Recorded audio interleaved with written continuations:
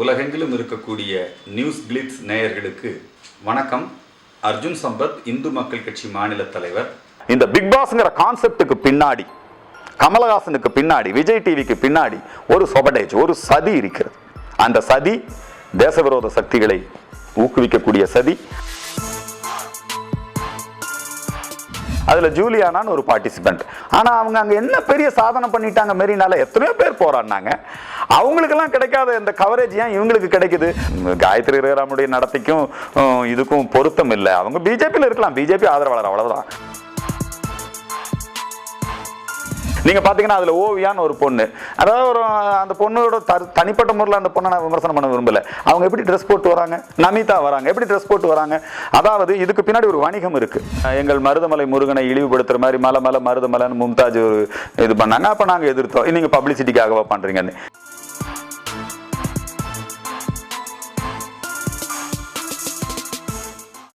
நாங்கள் தொடர்ந்து பாதிக்கப்பட்டு வருகிறோம் விஜய் டிவியால், கமலஹாசனால்.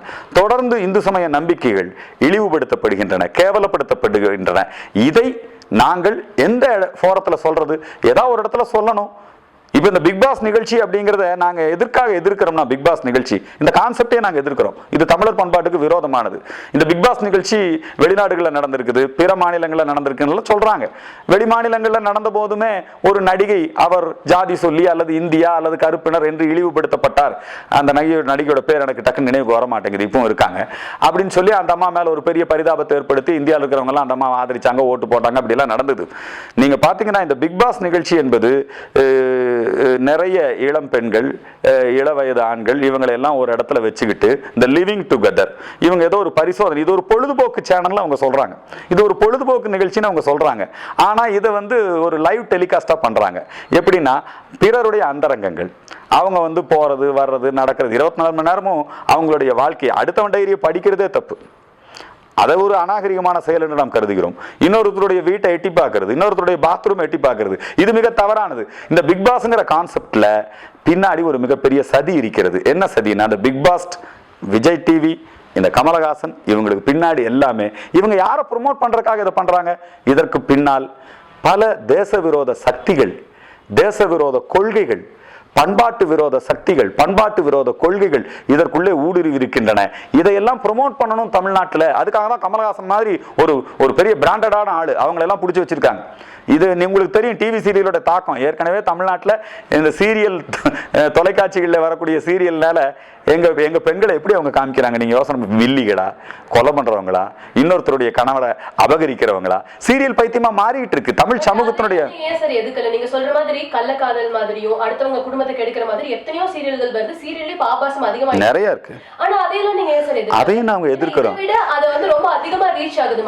உண்மை. அதாவது அதையும் நாங்க எதிர்த்திருக்கிறோம், பதிவு செய்திருக்கிறோம், புகார் பண்ணியிருக்கிறோம், போராட்டங்கள் நடத்தி இருக்கிறோம். இதே விஜய் தொலைக்காட்சியில, இதே சன் தொலைக்காட்சியில நடந்த பல்வேறு விதமான இந்த என்ன சொல்றது, பண்பாட்டை கெடுக்கக்கூடிய அந்த சீரியல், அதையெல்லாம் நாங்க எதிர்த்திருக்கிறோம், வேலை செஞ்சிருக்கிறோம். அப்பெல்லாம் எங்களுக்கு யாரும் நீங்க கவரேஜ் கொடுக்கல.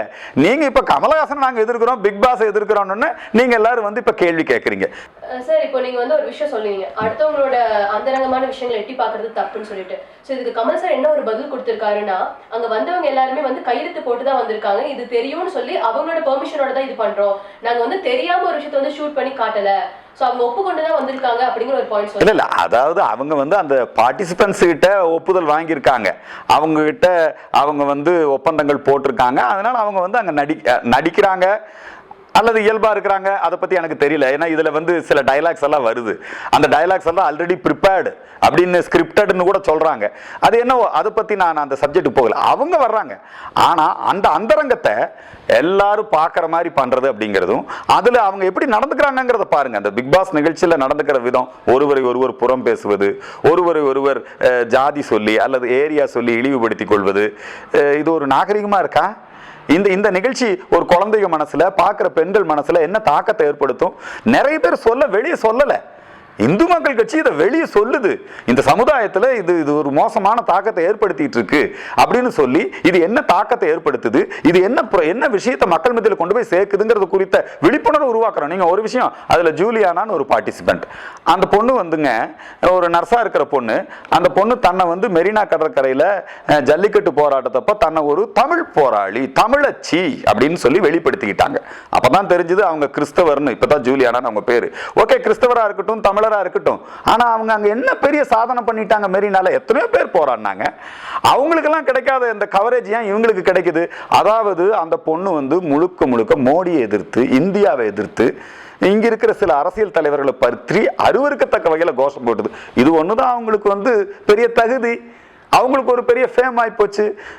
வெஸ்டர்ன் இன்ட்ரெஸ்டட் மீடியா, புரியுதுங்களா? இவங்க வந்து திட்டமிட்டு இந்த மாதிரி விஷயங்களை ப்ரொமோட் பண்றாங்க. கமலஹாசனும் தனக்கு தெரிஞ்சோ தெரியாமலோ அவர் இதுல ஒரு கருவியா இருக்காரு. நீங்க பாத்தீங்கன்னா அதுல ஓவியான்னு ஒரு பொண்ணு, அதாவது ஒரு அந்த பொண்ணோட தனிப்பட்ட முறையில் அந்த பொண்ணை நான் விமர்சனம் பண்ண விரும்பல. அவங்க எப்படி ட்ரெஸ் போட்டு வராங்க, நமிதா வராங்க, எப்படி ட்ரெஸ் போட்டு வராங்க? அதாவது இதுக்கு பின்னாடி ஒரு வணிகம் இருக்கு. இந்த நிகழ்ச்சியை ஸ்பான்சர் பண்றவங்க பிற்காலத்தில் அவங்க பொருளை மார்க்கெட் பண்ணுவாங்க. அவங்க காஸ்மெட்டிக்ஸ் ஐட்டம், இந்த முழங்காலு கீழே கிரீம் எல்லாம் போட்டு அது ஒரு அழகா காட்டணும். இந்த முழங்காலுக்கு தெரிகிற மாதிரி ட்ரெஸ் போடுறது எங்க பண்பாடா? தமிழர் பண்பாடா? இந்த ஜூலியானாவுக்கும் ஜல்லிக்கட்டுக்கும் என்னங்க சம்பந்தம்? இவங்க திட்டமிட்டு இன்னைக்கு வந்து இந்த தமிழின் பேரில் தமிழ் போராளி, உடனே அவங்களுக்கு பேர் போராளி, எங்களுக்கெல்லாம் பிற்போக்குவாதி, அவங்களுக்கு பேர் போராளி. அவங்க வந்து உடனே அங்க வந்து நின்று கோஷம் போடுறாங்க. என்ன கோஷம்? அவங்க ஹிடன் அஜெண்டாவை அதுல நிறைவேற்றிக்கிறாங்க. இந்தியாவுக்கு எதிராக தமிழ்நாட்டை தனிநாடாக்கணும், அதே மாதிரி மோடியை கேவலப்படுத்தணும், இந்து சமய நம்பிக்கைகளை கேவலப்படுத்தணும் அப்படிங்கறதான் அவங்க நோக்கம். அந்த நோக்கத்தோட பிக் பாஸ் நிகழ்ச்சி பொருந்தி போகுது. அந்த நோக்கத்தோட கமலஹாசன் ஒத்துழைக்கிறார். புரியுதுங்களா? இவங்களெல்லாம் ப்ரொமோட் பண்ண வேண்டிய அவசியம் என்ன? உண்மையா அதுல போராடின நல்ல மாணவர்கள் எல்லாருமே அதுல பாராட்டத்தக்கவர்கள். நீங்க சொல்ற மாதிரி இந்த ஜூலியானா மாதிரி அல்லது திருமுருகன் காந்தி மாதிரியான ஆட்கள் அங்க வந்து வெவ்வேறு விதமான பிரச்சனைகளை எல்லாம் எழுப்பி பல பிரச்சனைகளை பண்ணாங்க. இப்ப கமலஹாசன் அவர்கள் கூட அப்படித்தான் பயன்படுத்தப்படுகிறார். இந்த பிக் பாஸ்ங்கிற கான்செப்டுக்கு பின்னாடி, கமலஹாசனுக்கு பின்னாடி, விஜய் டிவிக்கு பின்னாடி ஒரு சொபடேஜ், ஒரு சதி இருக்கிறது. அந்த சதி தேச விரோத சக்திகளை ஊக்குவிக்கக்கூடிய சதி, அந்த சதி தேச விரோதிகளை ப்ரொமோட் பண்ணக்கூடிய ஒரு சதி, அந்த சதி பன்னாட்டு நிறுவனங்களை உள்ளே கொண்டு வருவதற்கான சதி. அந்த சதியை அம்பலப்படுத்துவது எங்கள் உரிமை. நீங்க இப்ப எதிர்க்கிறது வந்து பிக் பாஸ்லயே அந்த கமெண்ட்ஸ் ஆறியா? என்டையர் அந்த கான்செப்ட் முழுக்க நாங்க எதிர்க்கிறோம். பிக் பாஸ், விஜய் தொலைக்காட்சி, கமலஹாசன். ஏன்னா இதுக்கு பின்னாடி அவர்கள் சில விஷயங்களை தமிழகத்தில் ப்ரொமோட் பண்றாங்க. சில தேவையற்ற நபர்களை, தேச விரோத சக்திகளை, தேச விரோத சிந்தனைகளை, பண்பாட்டு விரோத சிந்தனைகளை இதை ப்ரொமோட் பண்றாங்க. இதை நாங்க எதிர்க்கிறோம். ஓகே சார், இப்போ நீங்க வந்து பிக் பாஸ் எதிர்க்கிறீங்க, ஆனா வந்து பாஜகவை சேர்ந்த காயத்ரியே வந்து அதோட ஒரு கண்டஸ்டன்டா இருக்காங்க. அதை நீங்க எப்படி பாக்குறீங்க? இல்ல, காயத்ரி ரகுராம் அப்படிங்கிறவங்க ஒரு பாரம்பரியமான குடும்பத்தை சேர்ந்தவங்க. அவங்க அப்பா ஒரு பெரிய டான்ஸ் மாஸ்டர், அவங்க அம்மா எல்லாம் ரொம்ப நல்ல குடும்பத்தை சேர்ந்தவங்க. அவங்க வந்து எப்படி பிஜேபியை புரிஞ்சுக்கிட்டு இருக்காங்கன்னா, அரசியலாக பிஜேபியை புரிஞ்சுக்கிட்டு இருக்கிறாங்க. அவங்க சொல்றதெல்லாம் பிஜேபி கொள்கைன்னு நீங்க, ஹிந்துத்துவா கொள்கைன்னு நீங்க எடுத்துக்க வேண்டிய அவசியம் இல்லை. ஆகவே அவங்க வந்து அங்க வந்து ஒருத்தர் சேரியில் இருக்கிறவங்க அப்படி சொல்லிட்டாங்க, அதனால வந்து அது ஹிந்துத்துவா கொள்கைனால சேரியில் இருக்கிறவனை கேவலமா நினைக்கிறது அப்படிங்கிறதெல்லாம் மிக தவறு. காயத்ரி ரகுராமுடைய நடத்தைக்கும் இதுக்கும் பொருத்தம் இல்லை. அவங்க பிஜேபியில் இருக்கலாம், பிஜேபி ஆதரவாளர், அவ்வளவுதான். அதனால அதுக்காக அவங்க சொல்ற கருத்தெல்லாம் பிஜேபி, அவங்க கருத்து, அவங்க செயல்பாடெல்லாம் நாங்க ஆதரிக்கணுங்கிற அவசியம் இல்லை. அவர் சேரிங்கிற வார்த்தை பயன்படுத்திக்கிறாரு. சேரிங்கிற வார்த்தை எங்க இந்தியால, எங்க பாரத நாட்டுல கேவலம் இல்ல. பார்ப்பன சேரி இருந்திருக்கு, பறையர் சேரி இருந்திருக்கு. புரியுதுங்களா? சரி, இப்ப கடவுள் இல்ல அப்படின்னு சொல்றதுனாலதான் நீங்க கமல் சார் எதிர்க்கிறீங்களா? ஆன்மீகவாதியா இருக்கிறங்காட்டி தான் வந்து நீங்க ரஜினி சார் ஆதரிக்கிறீங்களா சார்? கடவுள் இல்லை என்று சொல்லுகின்ற காரணத்தினால் நாங்கள் கமலஹாசனை எதிர்க்கவில்லை. ஏனென்றால் கடவுள் இல்லை என்கின்ற தத்துவத்தையும் உள்ளடக்கியதுதான் எங்களுடைய பண்பாடு. புரியுதுங்களா? ஆகவே கமலஹாசன் நாங்கள் அதுக்காக எதிர்க்கல. அவர் தெரிவிக்கின்ற கருத்துக்கள், அவர் இந்த சமுதாயத்தில் ஏற்படுத்துகின்ற இந்த தவறான தாக்கங்கள், அவரே நல்ல விஷயங்களை சொன்னா நாங்கள் அவரை வரவேற்றிருக்கோம், அவரை ஆதரிச்சிருக்கிறோம். சில காலகட்டங்களில் அவர் இத்தகைய நிகழ்வுகளை செய்கிற போது நாங்கள் எதிர்க்கிறோம். இது தனிப்பட்ட கமலஹாசன் எதிர்ப்பல்ல. ரஜினிகாந்தை பொறுத்தவரை நாங்கள் ஆதரிப்பது எதற்காகனா, அவர் அரசியலுக்கு கூப்பிடுறோம் நாங்கள். ஏன்னா அவர் இது வரைக்கும் அரசியல் சார்ந்த விஷயங்கள்ல வந்து தலையிட்டதே கிடையாது. அவரை வந்து நீங்க அரசியல் கூப்பிடுற அளவுக்கு அவர் மேல உங்களுக்கு என்ன ஒரு விஷயம் நம்பிக்கையா இருக்கு சார்? 1996 அவர் ஒரு வாய்ஸ் கொடுத்தாரு, ஆண்டவனால கூட இந்த தேசத்தை காப்பாற்ற முடியாதுன்னு. அரசியல் அவர் குரல் கொடுத்தார், ஆதரவு கொடுத்தார். அதனால அரசியல் மாற்றம் வந்தது. அப்ப அதே மாதிரி இப்போ இது ஒரு நல்ல தருணம். ஜெயலலிதா இல்லை, கலைஞர் இல்லை. அதுக்கு இல்லைன்னா அவர் செயல்பட முடியாத அந்த சூழல்ல இருக்காரு, மருத்துவமனையில் இருக்காரு. ஒட்டுமொத்தமாக தமிழ்நாடு ஐசியூவில் தான் இருக்கு. அதனால இந்த நேரத்தில் ரஜினி வந்தால், அவர்கிட்ட நான் பேசிட்டு இருக்கும்போது சொன்னாரு, 96லயே நான் வந்திருந்தா சிஎம் ஆயிருக்க முடியும், ஆனால் எனக்கு அது மேலே ஆர்வம் இல்லை. ஆனால் நான் தமிழக மக்களுக்கு ஏதாவது செய்ய நினைக்கின்றேன், குறிப்பாக நதிநீர் இணைப்பு விஷயங்கள், லஞ்ச ஊழல் ஒழிப்பு. நான் எல்லாம் சீஃப் மினிஸ்டர் மாதிரி இருக்க விரும்பலை, நான் வந்தால் ஏதாவது பண்ணணும்னு விரும்புகிறேன். எனக்கு இந்த மாதிரியான ஒரு நல்ல டீம் அமையணும், நான் அதெல்லாம் அப்போ அமைச்சிக்கிட்டு இருக்கேன், அதுக்கான ஒர்க் அவுட் பண்ணிட்டு இருக்கேன்னு சொல்லி சொல்றாரு. ஆகவே ரஜினிகாந்த் வந்தால் இந்த 2 சக்திகளையும் தோக்கடிக்க முடியும். ஆனா சீமான் மாதிரியான ஆள்கள் வந்து அவர் தமிழர் கிடையாது, அதனால வந்து தமிழ்நாட்டை அவர்கிட்ட கொடுக்க மாட்டேன்னு சொல்றாங்க. அந்த கருத்துக்கு நீங்க என்ன சொல்றீங்க? சீமானே தமிழர் கிடையாதுங்கம்மா. தமிழ் கடவுள் முருகனை வழிபடுபவதும், பொங்கல் வைப்பதும், புரியுதுங்களா, தமிழில் பேர் வைத்துக் கொள்வதும், இதுதான் தமிழர் பண்பாடு, புரியுதுங்களா. சீமான் தமிழ் கடவுள் முருகனை விட்டுக்கிட்டு அவங்க குடும்பம் வந்து இயேசுநாதரை ஏற்றுக்கிட்டு ரொம்ப நாள் ஆச்சு. இயேசுநாதர் தமிழர் கிடையாது, புரியுதுங்களா. சீமான் வந்து உணர்வில் அவர் ஒரு தமிழராக இருக்கலாம், அதில் ஒன்றும் பிரச்சனை இல்லை. நாங்களும் அவரோட ரொம்ப நட்பாக இருக்கக்கூடியவங்க தான். சீமான் அவர்கள் ஈழ விடுதலை போராட்டம், அதே மாதிரி தமிழக உரிமைக்கான போராட்டம், இது மாதிரியெல்லாம் வரும்போது அவரோட சேர்ந்து நாங்களும் மேடைகளை பகிர்ந்து கொள்கிறோம். அவர் தமிழ் தேசியத்தை ஆதரிக்கிறார், நானும் தமிழ் தேசிய ஆதரவாளர். இந்தியாவை எப்படி இத்தாலிக்காரி ஆளக்கூடாது, சோனியா ஆளக்கூடாதுன்னு நான் சொன்னேன், அதே மாதிரி தமிழ்நாட்டை தமிழன் தான் ஆளணுங்கிறது ஒரு நல்ல கருத்து. ஆனால் இப்ப அந்த கருத்தை நம்ம அப்படியே வலியுறுத்திக்கிட்டே இருப்போம், அதை செஞ்சுக்கிட்டே இருப்போம். ஆனா ரஜினிகாந்தை பொறுத்த வரைக்கும் அவர் தமிழர் இல்லைன்னு சொல்லி பண்றது கஷ்டம். ஏன்னா எம்ஜிஆரை எப்படி அவர் மலையாளியாக இருந்தாலும் எம்ஜிஆருக்கும் அப்படித்தானுங்க, அவருக்கு ஒன்றும் ஒரு குறிப்பிட்ட மொழியோட அடையாளப்படுத்த முடியாது. கண்டியில பிறந்தார் எம்ஜிஆர், இலங்கையில கும்பகோணத்துல வளர்ந்தார், கேரளால இருந்தார். ஆனா தமிழக மக்கள் அவரை தங்களுடைய தலைவராக ஏற்றுக்கொண்டார். கர்நாடகாவில் ஜெயலலிதா அவங்க வந்து கன்னடத்து பாப்பாத்தின்னு சொல்லிட்டாங்க. அந்த ஜெயலலிதாவை ஏற்றுக்கிட்டீங்க. அப்பெல்லாம் யாரும் போய் நீங்கள் போய் அவங்கள தமிழர் இல்லைன்னு சொல்ல முடியாது. நீங்கள் இந்த தமிழ் தேசியம் பேசுகிறவங்களே பெரும்பாலும் கிறிஸ்தவர்களும் பிறமொழி பேசுகிறவங்களும் தான். ஈவேரா தமிழரே கிடையாது, அவர் வீட்டில் வேற மொழி. வைகோ தமிழர் கிடையாது, அவர் வீட்டில் வேற மொழி.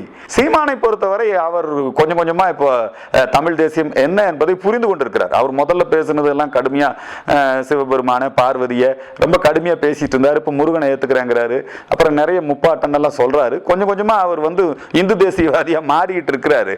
அதனால சீமான் அவர்கள் வந்து ரஜினிகாந்த் தமிழர் இல்லை, அதனால நாங்க தான் ஆளணும் அப்படின்னு சொல்லி சீமான் சொல்றாரு. ரஜினிகாந்த் தமிழர் இல்லைன்னு சொல்வதை ஏற்றுக்கொள்ள முடியாது. அவர் பாரத நாட்டினுடைய ஒரு ஒரு ஒரு பகுதியில் அவர் மராட்டியராக இருந்தாலும் பெங்களூரில் வளர்ந்தாலும் தமிழ்நாட்டு மக்கள் அங்கெல்லாம் இருந்ததை விட தமிழ்நாட்டில் தான் அதிகமாக அவர் இருந்திருக்கிறாரு. அவங்க முன்னோர்கள் கூட கிருஷ்ணகிரி பக்கம் இருந்ததா சொல்றாங்க. ஆகவே ரஜினிகாந்தை வந்து தமிழர் இல்லைன்னு சொல்வதை ஏற்றுக்கொள்ள முடியாது. அவர் தமிழர், அவர் வந்து தமிழ் தாயினுடைய ஒரு தலை சிறந்த ஒரு ஒரு மகனாக அவரை நாங்கள் பார்க்கின்றோம். அது வந்து புறந்தள்ளக்கூடிய ஒரு வாதம். சார், இப்போ நீங்க வந்து இந்த மாதிரி எதிர்க்கிற விஷயம், அது பிக் பாஸ் மாதிரி ரொம்ப ஃபேமா இருக்கிற ஒரு விஷயத்தை வந்து நீங்க எதிர்க்கிறது, அதுக்கு வந்து கம்ப்ளைண்ட் கொடுக்கறது வந்து ஒரு பப்ளிசிட்டிக்காகங்கிற ஒரு டாக் இருக்கு. இல்ல, இதுல போய் நாங்க புகார் கொடுக்கறதுனால என்ன பப்ளிசிட்டி வரப்போகுது? இதுல ஒரு பப்ளிசிட்டியும் வரப்போறது இல்லை. இப்படியே தான் நாங்கள் நித்யானந்தா அவர்கள் ஒரு கேவலமான செயலில் ஈடுபட்ட போது நாங்கள் எதிர்த்தோம். உடனே பப்ளிசிட்டிக்காக நித்யானந்தாவை எதிர்க்கிறீங்களான்னு கேட்டாங்க. இதே மாதிரி தான் ரஜினிகாந்த் சிகரெட் பிடிக்கிற காட்சியில் நடித்த போது நாங்கள் எதிர்த்தோம். நீங்கள் வந்து ரஜினிகாந்த் எதிர்க்கிறது பப்ளிசிட்டிக்காகவான்னு கேட்டாங்க. இதே மாதிரி தான் எங்கள் மருதமலை முருகனை இழிவுபடுத்துகிற மாதிரி மருதமலைன்னு மும்தாஜ் ஒரு இது பண்ணாங்க. அப்போ நாங்கள் எதிர்த்தோம், நீங்கள் பப்ளிசிட்டிக்காகவா பண்ணுறீங்கன்னு. இதெல்லாம் நாங்கள் பப்ளிசிட்டிக்காக பண்ண வேண்டிய அவசியம் இல்லை. இதில் பப்ளிசிட்டி தேடி நாங்கள் என்ன ஆக போறோம்? அதுலலாம் ஒண்ணும் கிடையாது. இதுல பப்ளிசிட்டி எண்ணமெல்லாம் இல்லை. இது முழுக்க சமூக பொறுப்புணர்வுடன் நாங்கள் செய்யக்கூடிய வேலை. நீங்க பிக் பாஸ் வந்து இந்த அளவுக்கு எதிர்க்கிறீங்க, அதுக்கான போராட்டங்கள் எல்லாமே நடக்குது. ஆனா வந்து சினிமால இதை விட அதிகமான ஆபாசங்கள் காட்டப்படுது. அது ரொம்ப இயல்பாவே பார்ட் ஆஃப் சினிமா. ஆமாங்க. அத நீங்க முதல்லலாம் கவர்ச்சி நடிகன்னு தனியா இருப்பாங்க, இப்ப கதாநாயகியே கவர்ச்சி நடிகை ஆயிட்டாங்க. அது இந்த சினிமா தாக்கம், இந்த சீரியல் தாக்கம், இதை எதிர்த்து எங்களுடைய இந்த பண்பாட்டு பாதுகாப்பு என்கின்ற தலைப்பில் என்கின்ற அந்த தளத்தில் நாங்கள் தொடர்ந்து செயல்பட்டு வருகிறோம். பிப்ரவரி 14 காதலர் தின எதிர்ப்பு, அது நாங்கள் தான் கடந்த 30 ஆண்டுகளை செஞ்சிட்டு இருக்கோம். இந்த காதலர் தினத்துக்கும் தமிழ் பண்பாட்டுக்கு சம்பந்தம் இல்லை. ஜனவரி 1 புத்தாண்டு கொண்டாட்டம், இதுக்கும் தமிழ் பண்பாட்டுக்கு என்ன சம்பந்தம்?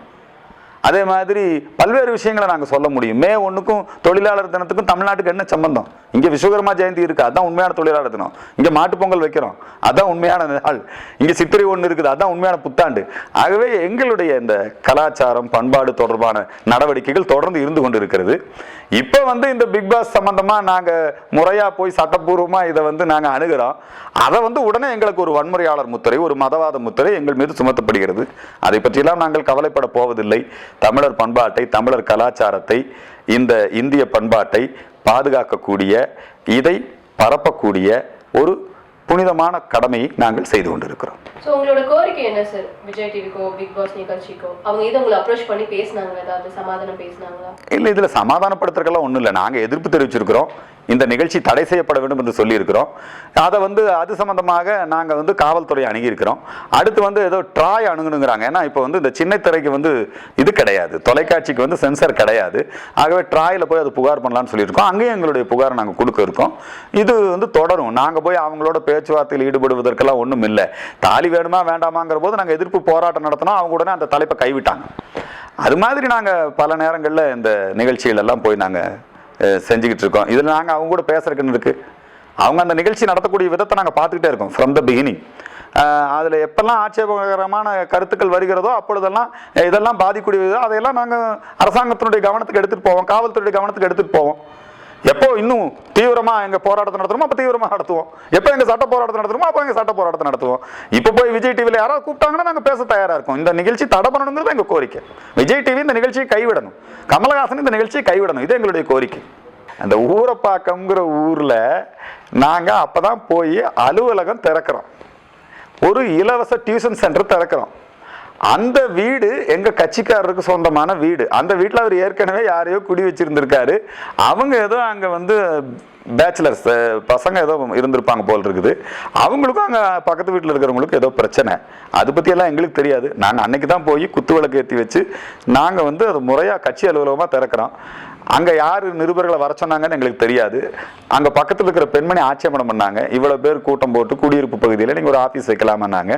நாங்கள் சொன்னோம் இது ஆஃபீஸு, டியூஷன் சென்டர், இது உங்களுக்கும் வலு சேர்க்கும்னு அந்த பெண்மணிக்கிட்ட பேசிட்டு வந்தோம். ஆனால் மீடியாக்குள்ளே இருக்கிற ஒரு சில பேர் ஏதோ நாங்கள் அங்கே போய் குடிச்சு போட்டு ஆடினதாகவும் துரத்தி அடிக்கப்பட்டதாகவும் செய்தி போட்டிருக்காங்க. இதுக்கு எங்களுடைய வன்மையான கண்டனத்தை தெரிவிச்சிருக்கிறோம். இது எங்களுடைய கட்சியினுடைய பெயரையும் எங்களுடைய கட்சியினுடைய புகழையும் யாரோ சில பேர் கெடுக்கிறதுக்கான முயற்சிகளை செய்கிறாங்க. அதை முறியடிப்போம். நீங்கள் எப்போ வேணால் ஊரப்பாக்கம் போங்க, அங்கே எங்கள் ஆஃபீஸ் இருக்குது, டியூஷன் சென்டர் நடந்துக்கிட்டு இருக்கு.